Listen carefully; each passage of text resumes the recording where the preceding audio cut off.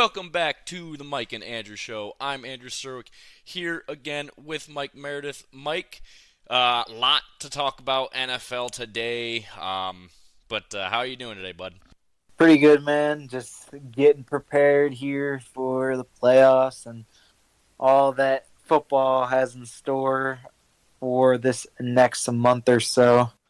Yeah, it's gonna be interesting next month, leading up to the Super Bowl. But we got the wild card round first, so let's get into it. Saturday we have two games, uh, both AFC wild card games here. The first game 4:30, we have the Texans hosting the Browns. The Browns a 2-point favorite coming into this game. Um, Look, the Texans have been playing really, really good football really all year. CJ Stroud has been elite, but even when you have such an elite quarterback, they still struggle to get to 20 points a lot, even with CJ Stroud playing very, very good. The defense looks good. Browns, on the other hand, Joe Flacco's been playing out of his mind outside of the interceptions he keeps throwing, but um, this is going to be a good game. This is going to be a very close game. I'm going to have to go with the Browns, though. They're a lot more experienced of a team. A lot of these guys have been in the playoffs. The Texans team, on the other hand, hasn't played, in the playoffs before. So, I think the experience is going to help the Browns out here. I also think their defense is just a lot better than what the Texans have. And the Browns have been very, very red hot lately. So, yeah, I'm going to have to go with the Browns here, and they'll cover that 2 points. Yeah, I'm going with the Browns as well. This pains me because I really do like both these teams. I think the Browns have such an underrated team, and same with the Texans. But the Texans, they're still so young. Rookie head coach, rookie QB. I don't think they figure it out, and get clicking immediately in the playoffs. That's really tough to do, especially in your first season. I think the Browns, just more experienced. They've been here before, back a few years ago. So Flacco as well has a lot of playoff experience as well. Just think that kind of leans in their favor. I think the only thing that Houston really has going for them is that they are at home for this game, but I think the Browns win this. I do think it will be somewhat close.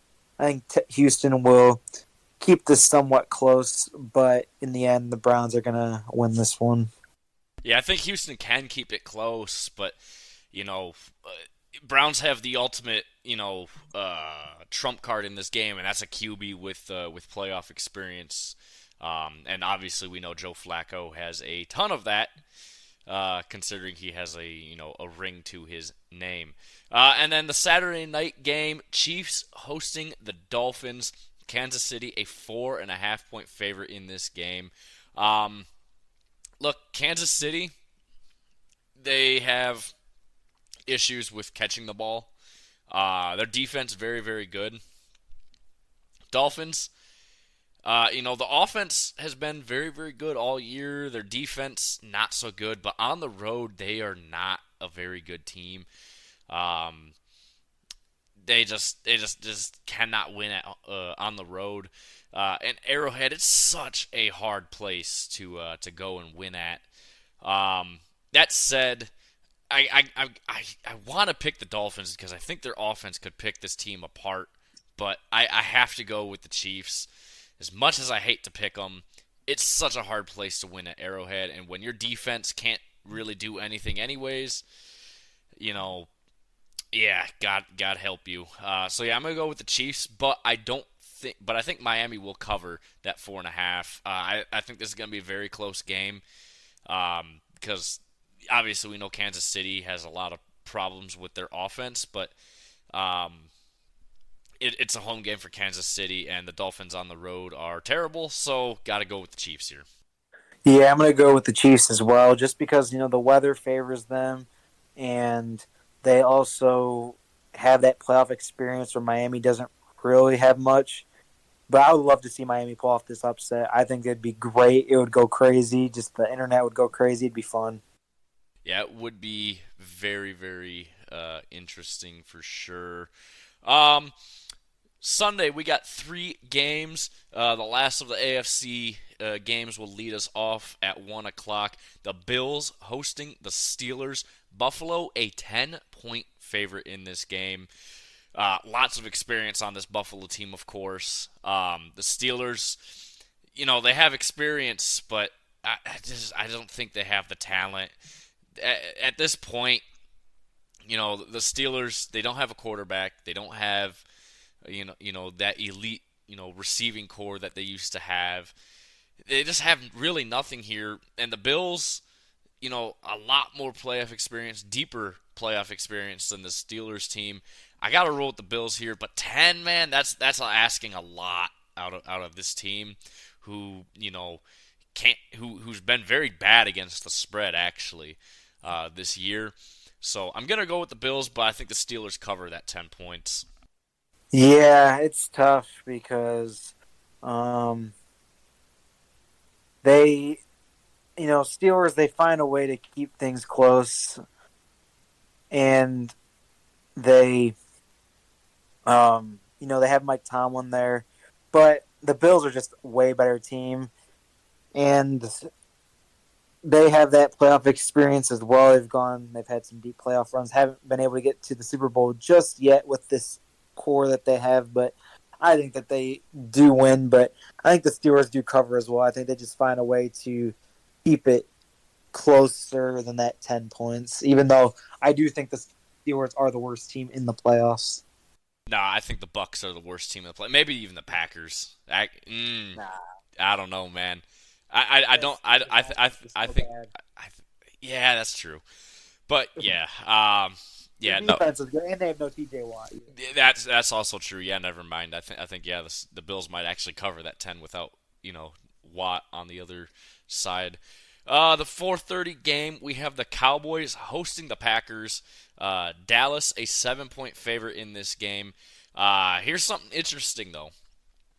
The Packers, they've won 4 out of the last 5 games that they've played in Dallas.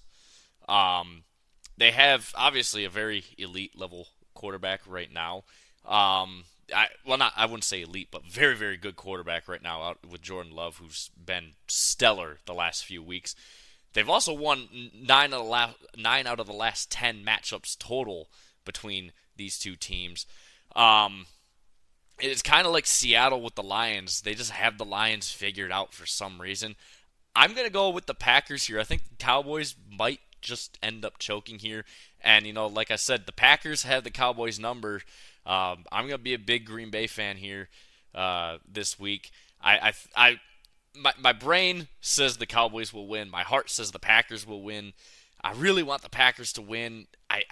But I'm going to pick them anyways. I feel like this is one of those games where Dallas is, super heavy favorite, and they're just going to fall apart like they always do in the playoffs. Yeah, man, this is so tough, man, because I want Dallas to win for the sole reason that if the Lions, when we face Dallas, and we can beat the shit out of Dallas and get that win we deserve after that bullshit that happened in week 17. But then again, it's like, fuck Dallas. I don't even want them to get out of the first round. I'd rather Green Bay just beat them in the first round, and then we get either Tampa or the Eagles. So, man, go Pack, go, baby. Go Pack, go. Yeah, I mean, obviously the Pack, not the greatest team, but they found their way into the playoffs this year. Jordan Love, he's been red hot. I really hope the Packers win, man, because it would just be fantastic. As much as I want revenge, Jerry Jones is going to rig that game so the Lions lose at on the road in Dallas again. Mm-hmm. The Sunday night game, Lions-Rams. Jared Goff facing off with the team that left him for dead. Stafford returning home for the first time since the trade. I really, really, really hope that the Lions don't do a welcome back thing for Stafford. I hope they save that for the home game against the Rams next year. Don't put any emotion into this at all. Yeah. Don't let. I really hope people aren't cheering for Stafford because there are some Lions fans that will. I saw I heard earlier today that the Twin Peaks in Livonia, Michigan, they're if you bring in your old Stafford jersey, you can get a St. Brown, a Goff, or a Hutchinson jersey for free, and they'll trade that Stafford jersey for it. Yes, sir. Give me a Hutch jersey. Yeah, Man. yeah. So yeah, if you have a Stafford jersey, go trade it. Um, but yeah. Anyways, Goff I think is super motivated to beat this team that left him for dead. I mean, they literally told him to go fuck himself in the playoffs and benched him in the playoffs. And then traded to get Stafford and went on to go and win the Super Bowl. Goff is super motivated more than anyone to play this game or to beat the Rams. Obviously, no Sam Laporta for the Lions. He got injured. He said he might be able to play, but I just don't see that happening. It might be a game time decision, but I say just rest him. I think Ben Johnson's smart enough to make a scheme to not have to use him. I think the Lions win this game. They're a much better team. The defense is concerning, considering that we have no secondary still. But the offense obviously could keep up because the Rams' defense is garbage.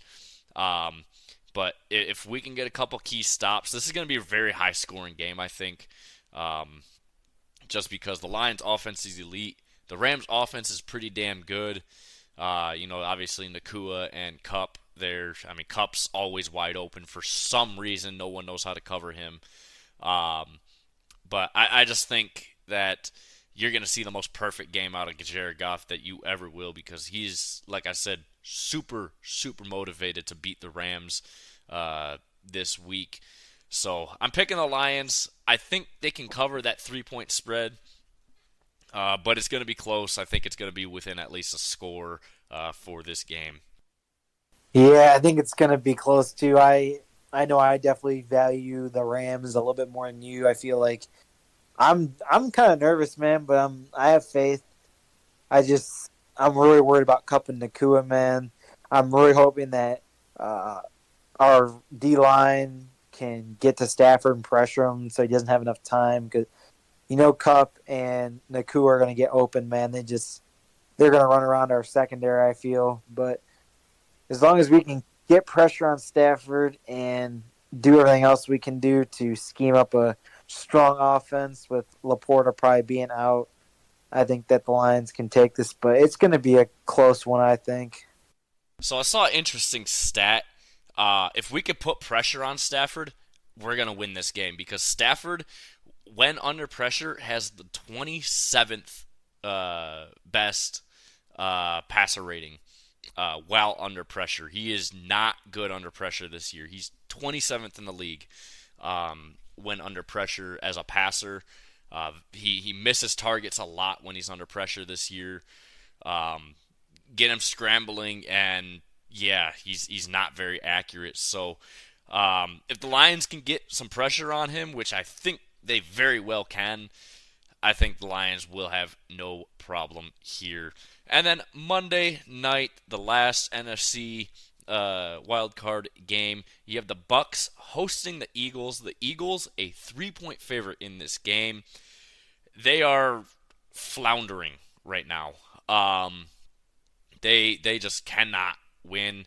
Jalen Hurts keeps getting a different injury every single game that they play. The defense is horrible. There's a lot of questions concerning coaching right now for the Eagles.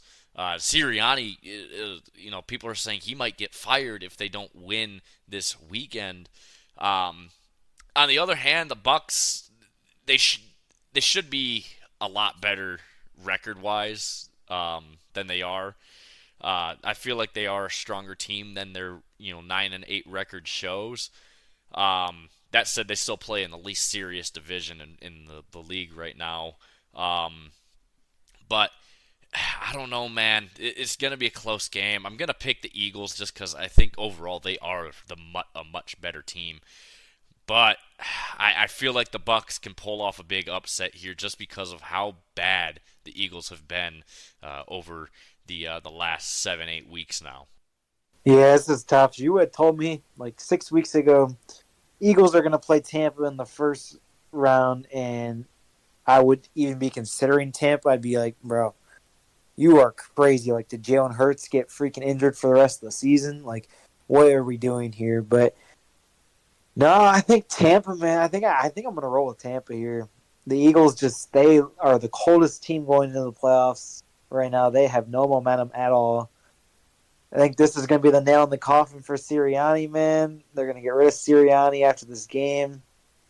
Baker, I think, is going to pop off and have a strong performance, prove a lot of those haters wrong that he has.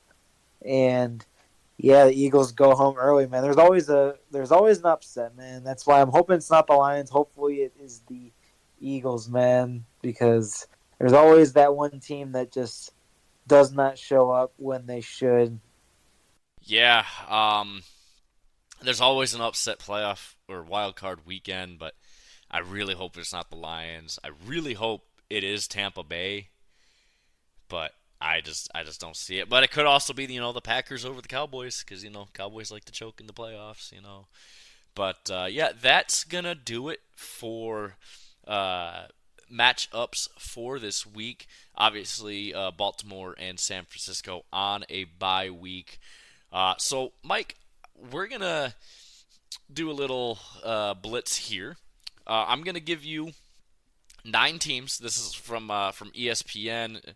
It's NFL's contenders, biggest weaknesses. It's 9 teams.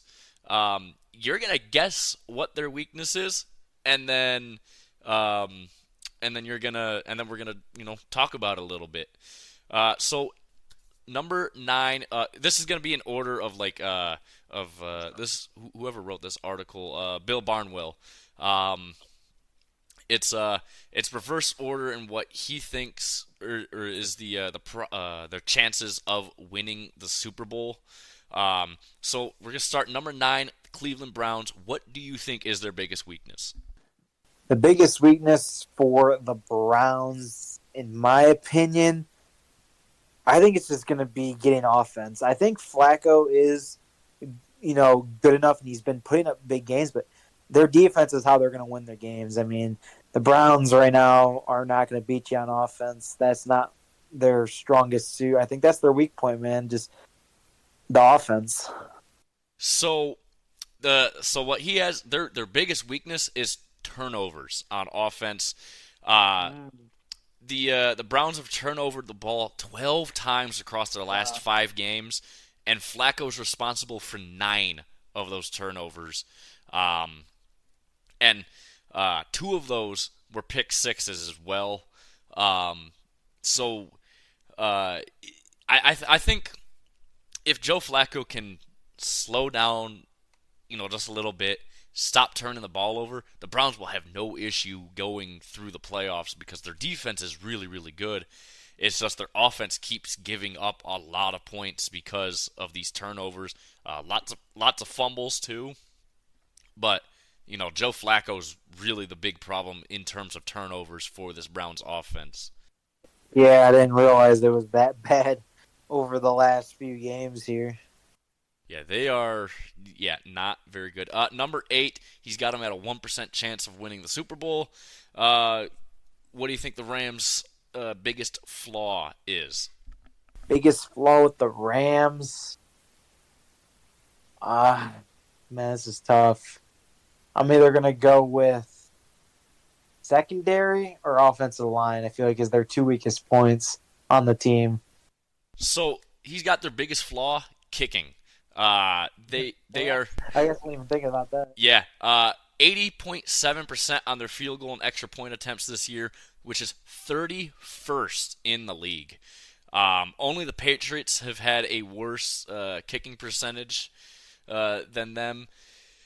Yeah, no, look, lots of missed points on the board. And it's part of why they lost so many games that they did this year. A lot of close games that they lost because they couldn't make extra points and field goals this year.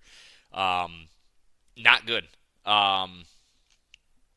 The team overall has gotten better as the years gone on, obviously, but kicking just has been garbage across the board all year long. Yeah, that's crazy. Number 7, Philadelphia Eagles, 1.9% chance to win the Super Bowl. What do you think their biggest flaw is? I think he's going to go with coaching. Well, sorta. It's the pass defense. They are they're 29th in QBR allowed this year, nestled right between the Bengals and the Giants. They've allowed 34 touchdown passes this year, which is, I believe, the second most in the league. They're 29th in QB pressure and 25th in sack rate overall this year. Yeah, pass defense very, very, very bad this week, or for the Philadelphia Eagles this year. Number 6, the Detroit Lions, 2.2% chance to win the Super Bowl. What do you think their biggest flaw is? Our biggest flaw, I mean, we have a couple. I mean, could I go with the turnovers with Goff if he's having one of those games? Our secondary isn't the best at points. Kicking as well hasn't been that great. Our kicker has missed a lot of kicks, easy kicks. We don't have the best kicker. I'm gonna go with one of those 3. So, what is it? It's none of the above, actually. It's beating pressure. Jared Goff, 77.3 QBR without pressure this season, which is third best for any quarterback.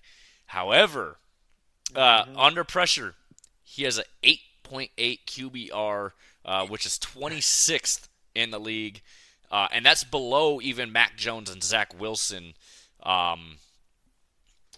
With their under pressure. Jared Goff under pressure, not good. But when the offensive line is healthy, he doesn't face a lot of pressure, which is obviously a good, sign to see. But, beating pressure, probably the Lions' biggest weakness right now. And I would have to agree. It's either that or I think kicking, really, because not good at all. Yeah, I gotta agree with that philosophy about Goff because the whole philosophy around Goff is that he needs a good team around him to win. And, I mean, same holds true for the offensive line. If they can't block and he's running, Goff can't run for shit, man. He's going to be pressured, and if he has to hurry up and throw, it's not going to be good. That's where a lot of turnovers come from, I feel like. So, yeah, the offensive line, Decker, Ragnow, Sewell, all of them, Jackson, need to be rock solid for the game. Yeah, no, they really do. Jared Goff, I mean, he can win a Super Bowl when everything's going perfectly, right? He's just that game manager, and game managers, people they think it's like a bad thing to be called a game manager as a quarterback, but that's not true at all. Game managers can and will win you Super Bowls. I mean, look at the ultimate game manager in Tom Brady, for example. But yeah, you put the right things around Goff, and he is elite. But as soon as you don't have, Taylor Decker or Frank Ragnow, he gets put under a lot of pressure, and he's garbage. He's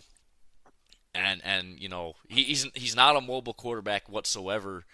So that definitely doesn't help him at all with that. But he's going to have his full offensive line in front of him, so I don't think that will be much of an issue this week. Number 5, Miami Dolphins. He's got them at a 3.8% chance to win the Super Bowl. What do you think their biggest flaw is? Man, I would say, I don't even know if he's going to mention this, but for me, Miami just not being able to finish games, man. They struggle with performing like they always go off. It seems like at first, and then they just kind of fall apart. So just not giving up leads when they have them, and not falling apart after like the first quarter. So their biggest flaw, red zone defense, is what he has as their biggest flaw. Um, they they have a 68.2% touchdown rate, which is fifth worst in the NFL when teams are inside the 20-yard line. No, it's no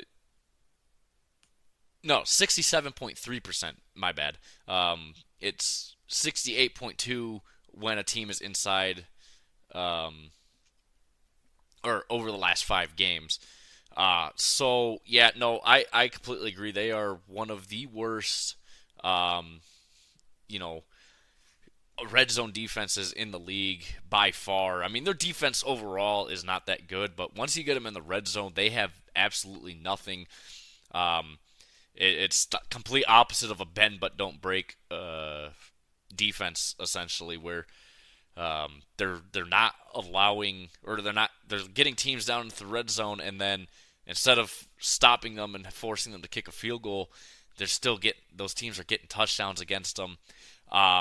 If things were to change, if they figure out something defensively, at least in the red zone, they could win this game against Kansas City, but I don't know if they're going to be able to do that in just a week of preparation. Yeah, a week of preparation probably ain't gonna be enough. Uh, number Number 4, the Kansas City Chiefs, 4.2% chance to win the Super Bowl. I think their flaw is pretty obvious, but what do you think it is? Drop passes. Yep, you are absolutely correct. Their Chiefs' flaw, catching passes. Mahomes been pretty goddamn accurate, but overall total, the team has dropped 7.5% of the passes thrown their direction, which is the worst in the league by a very, very comfortable margin. It is something that's been a problem since game one. Obviously, Kadarius Toney helped the Lions win in week one. It's a big problem. Everyone is dropping passes. Even Travis Kelce has dropped a few this year. He's been a lot less efficient this year too. Maybe that's a Taylor Swift effect there. But overall, yeah, no, the Chiefs just keep dropping passes, and I don't think it's going to get any better for the Chiefs in the playoffs, because if it hasn't gotten better since week 2 or 3, it ain't going to get better. Yeah, it ain't gonna get better. They just need to overhaul all of the wide receivers on that team come next season. Yeah.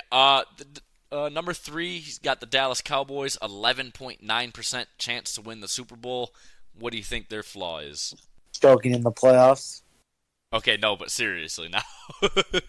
Nah, man, what does Dallas not do that well? Like, Dak has been better at not turning the ball over, so I don't think it's going to be turnover. CeeDee Lamb's been a number 1 receiver, so the receivers have been pretty good. Micah Parsons on defense. Man, I'm trying to draw on a blank here, man.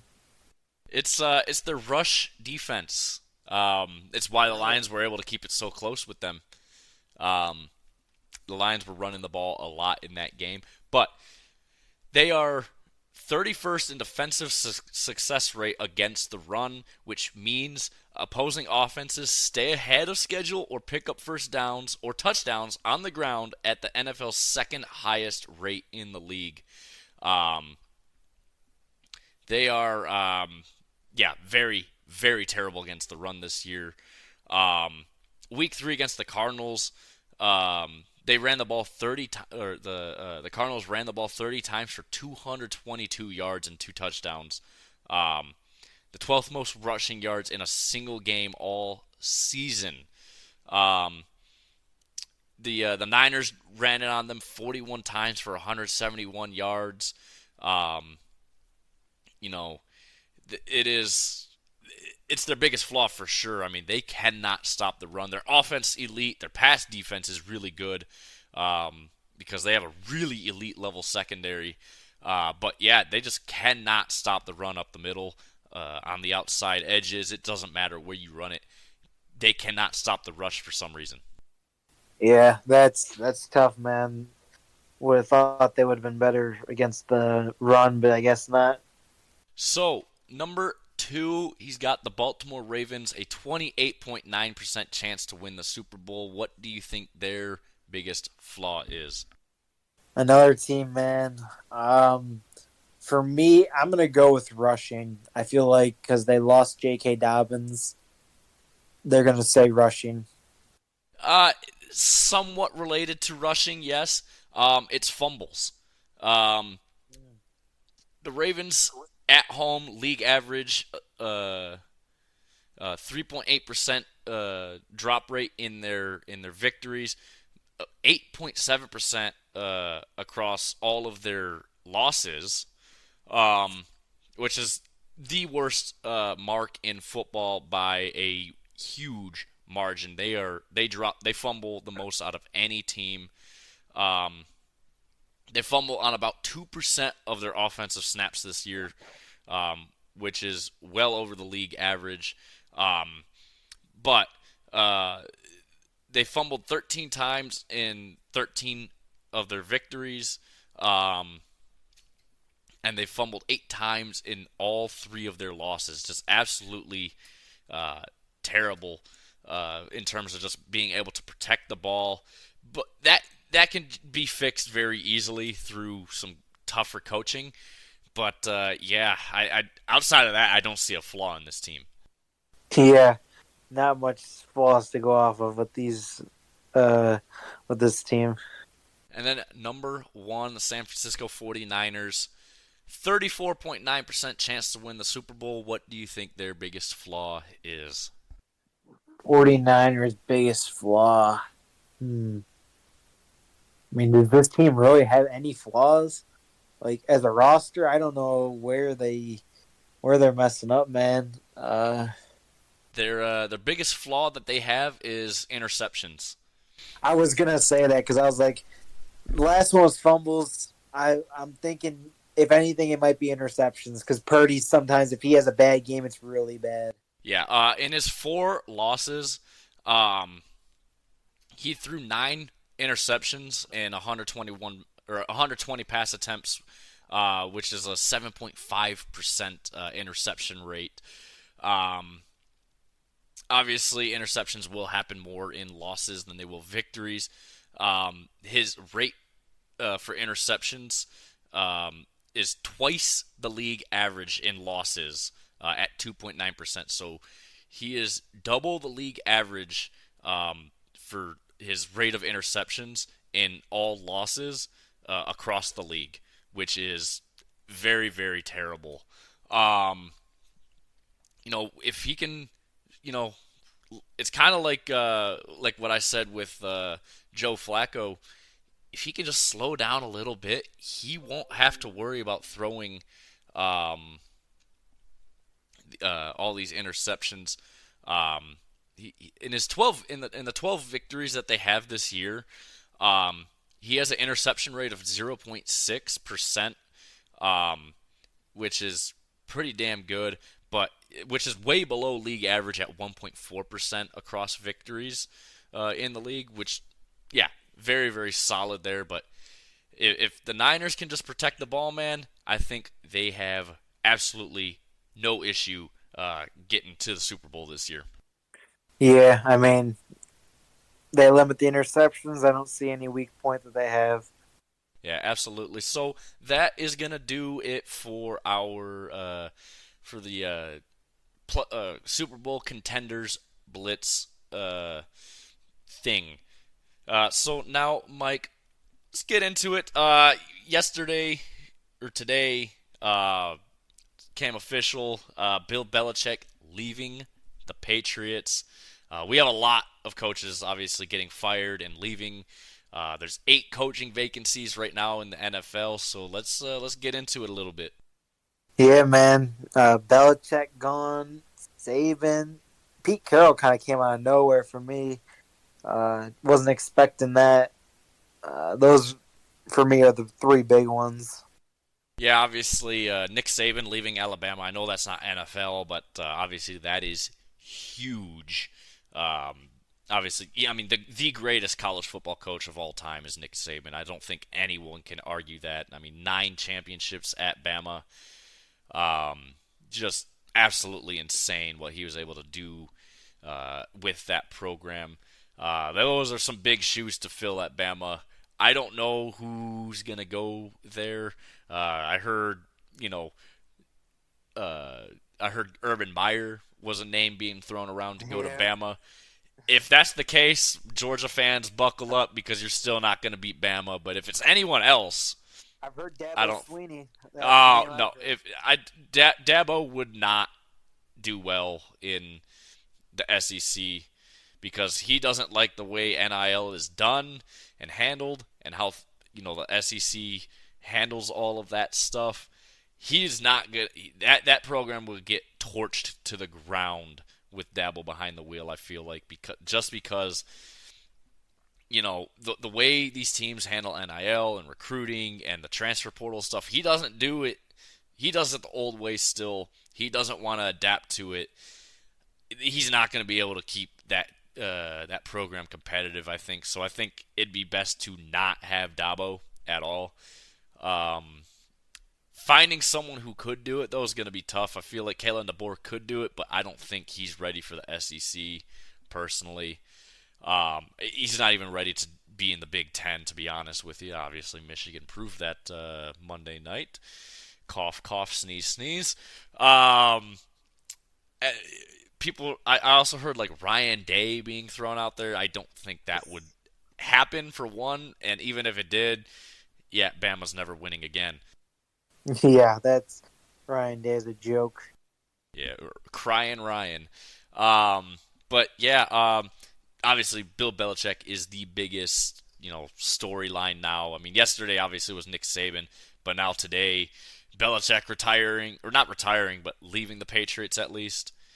Yeah, that's big news. Um, I think we might see Vrabel come and take that job over. I mean, obviously, I believe he used to play for the Patriots, if I'm not mistaken. Um, Mm-hmm. and he's obviously a really good coach, and so I feel like it'd be just a great fit for him. And he's gonna get a head coaching job somewhere. I don't think he's not gonna get a job because he's just that good of a coach. But um, obviously, there's a ton of vacancies. Washington's open. Carolina's open. If I was anyone, if I was smart, I am not interviewing for Carolina because their owners fired like 5 coaches over the last 4 years, something stupid like Yeah, that. Like, yeah, it's owner owner Carolina's the worst job. ownership is absolutely stupid. I would not touch that Carolina job with a 10-foot pole because you're only going to have job security for only a year, apparently. Because, like I said, 5 coaches in the last 4 years. Just absolutely embarrassing. Chargers' job is open. Chargers' job is interesting because they at least have a quarterback. None of these other teams that are open have a quarterback. The problem with the Chargers is they have no weapons to go with that quarterback. But they have some decent draft capital, so I think that's probably the most attractive job in terms of just draft capital, having a quarterback, things like that. And plus, it's in L.A. The only problem is you have no fans because no one wants you there. Yeah.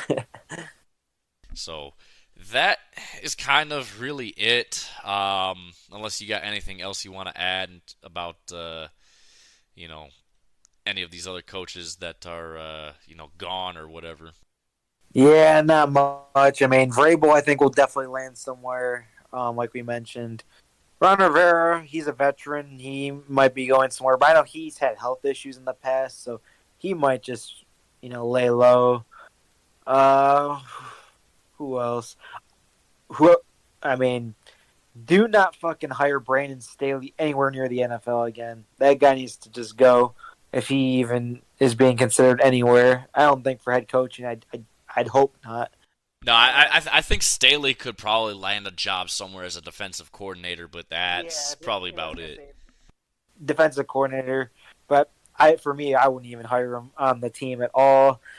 Um, I'm trying to think who else. I mean, yeah, it's about it. I mean, Arthur Smith. I don't really see him really going He's anywhere. gone. Speaking of Arthur Smith, though, the Falcons. That's a very very attractive spot too because outside of having a quarterback, you have a very Yeah, they good don't have. defense, and you have Bijan and you have Pitts and you have Yep. some really good receivers. That's a very attractive job, and they have they just need to get a quarterback. So Yep. there's that's an attractive job too. Yep. I've seen a lot of mock drafts with them taking Bo Nix, so that could be their QB. But they got to take a QB. Some QB's got to be taken in the draft for the Falcons. Yeah, they got to take someone in the draft. I don't think they're going to be able to find anyone. But if the Bears are done with Fields, Yeah. you put Yeah. Fields on that team. That team's instantly better. You honestly, a lot of these teams without quarterbacks right now, you put Fields on their team's going to be better. Fields, as Fields in much Atlanta would go hard. I would like that. yeah, Fields isn't a terrible quarterback. He's serviceable. Maybe a coach that's very good with quarterbacks could probably, help him out, make him better. But Fields would have a ton of weapons and a very good run game and a good offensive line and a defense that can actually play. So I think if Fields is done with Chicago, I'd be trying to go to or if I'm Atlanta, I'm gonna try to make a call to Chicago, see what they're gonna do in the draft. Yeah. So switching over now to the NHL, Mike, I want to get your opinion on this, but I'm gonna have to ramble a little bit here first. Give some backstory, and then I want to get your opinion on this. So right now we have kind of like an escalation war between Minnesota and Winnipeg right now. Basically, the long story or the short story of it is Kaprizov got hurt. Minnesota went to try and get their revenge back as you do in hockey. Hartman high sticks Perfetti in the face uh, off of a face off. And Perfetti was not even part of the play that got Kaprizov hurt. But then they were talking about it on Sportsnet. I mean, and this happened last week. All this stuff happened last week. Jamal Mayers, who used to play for Chicago, he was a big goon back when he played. Says next time that Winnipeg plays Minnesota, he should go and get his revenge back. The problem is if this keeps escalating and the NHL doesn't do anything about it, we could see something that happened back in 2004 happen, and we don't want to see that. So let's go back to 2004 because I want to tie it into this. So February 16th, 2004. Steve Moore injures at the time the NHL leading scorer Marcus Naslund, and there's no penalty called on the play. It was kind of a head hunting play, but yeah, no call on the ice, which is not very good. Canucks fans upset. Canucks teammates upset. Brian Burke, who was the GM at the time, said, and I quote, "It was a marginal player going after a superstar with a head hunting hit." And then Brad May, which is one of Naslund's teammates, basically put a bounty out on Steve Moore. So basically, yeah, you have this big situation, and Naslund after this play was never the same player again. Okay, March 3rd of that year, it's the Canucks and Avs. They face off again. Naslund plays, but it ends in a tie. Bettman was at the attendant or was in attendance for this game because they felt like this was gonna, this could escalate into something big. You have these bench clearing brawls that were allowed at the time. Um, but nothing happened because Bettman's there. It's kind of like the parents at the game. You gotta behave for dad. But they play each other 5 days later, March 8th. Um, Steve Moore fights Matt Cook. One of the four fights just in the first period in that game. It was a 5-0 game with the Avs leading after one period. The league instructs the refs about the physicality during the first intermission because things could escalate very, very quickly. The Avs go up 8-2. And then in the third period, Todd Bertuzzi, obviously you as a Red Wings fan know uncle to Tyler Bertuzzi. He sucker punches Steve Moore and knocks him out, and he falls to the ice. And there's a huge dog pile after this. And Steve Moore never played a game of hockey again after this because he had a ton of brain damage and facial injuries because of this attack from Todd Bertuzzi.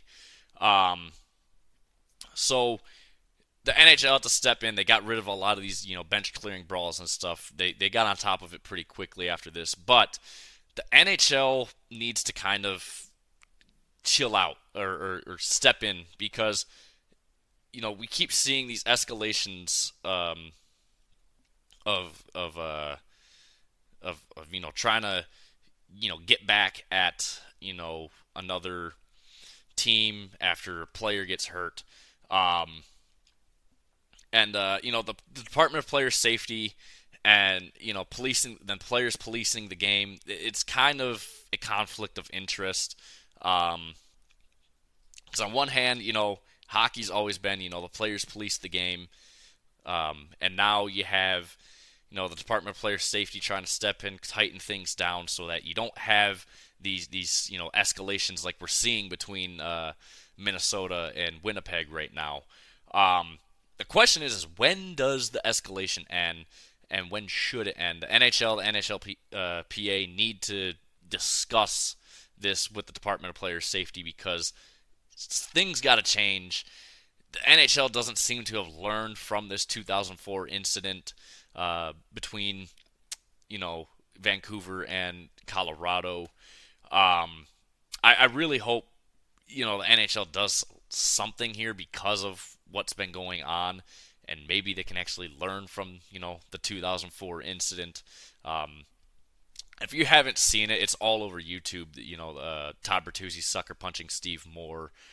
It's absolutely brutal. So I would suggest caution if you do go to watch that. But I guess my question for you first, Mike, would be when should escalation end? Should it just be if a guy hurts someone, they hurt that guy only, and that's it. Leave it at that. Police it that way, or when should the escalation end? Yeah, it's tough, man, because there's so many different times where they could step in or something could happen. I think after maybe this, if a team retaliates and then it starts escalating from there, that's when you gotta step in and kind of get the situation under control. But it's similar in baseball too. That happens all the time. Player gets hit or a player does something that the pitcher doesn't like, then someone throws at someone. And usually it results in benches clearing, but nothing too crazy. But there has been some crazy fights over the years where shit just escalated and boiled over between two teams that just, had a lot of bad blood. So it's very tough to say depending on the situation, but definitely don't want to have an incident like you mentioned. I didn't even realize how bad that was. That sounds like some damn old school shit right there, literally ending dude's career off of some shit, man. Yeah, can't be doing that. Yeah, it is. The Steve Moore incident, is terrible. But putting a bounty out on players, obviously, you don't see that anymore. But I think honestly, you just get your piece of revenge and don't let it escalate from there. And the refs need to do a better job to not let it escalate from there. You know, but I think you gotta let the players police the game. It's part of hockey. It's always been part of hockey. Um, so you need to have some of that in the game, but you can't just let it keep getting to the point like it is now, where you got people saying like, "Hey, you need to go and injure this guy because they hurt our guy." Well, now they hurt our guy, so we got to go back and hurt another one of their guys, and it keeps getting worse Yeah, and just keep worse. going. Yeah, And like you said with baseball, you see it happen all the time there too. Is someone does something a pitcher doesn't like, and he just throws at the next guy, and I don't think it gets to the point like it does in hockey, but it gets bad at times in the MLB too, um, and so things gotta get situated with the MLB with that stuff as well. I think, but it's just when is enough enough? I guess that's what the NHLPA, the Department of Player Safety, they need to you know figure out when is enough enough and get some better rules in to stop having these kind of situations pop up, because it can get very dangerous very quick, especially you know in this kind of sport, um, with how dangerous hockey is. So I think realistically, you know, it's something's gonna change. I don't know what yet, but I think the NHL just needs to figure something out here, yeah, just figure something out and hopefully try and contain it.